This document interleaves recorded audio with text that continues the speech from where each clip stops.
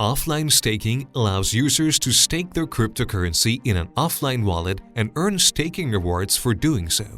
An offline wallet can be any type of paper wallet, mobile wallet, storage wallet, meaning it is not connected to the internet.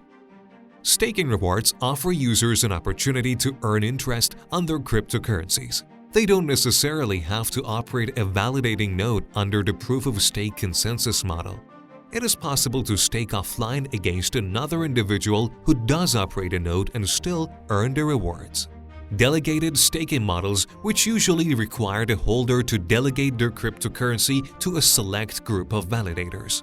Anyone can become a super staker and stake for their friends without touching their coins. For those that choose to run a super staking node, offline staking presents another unique opportunity: the ability to crowdsource delegations and earn a fee paid directly from the block reward.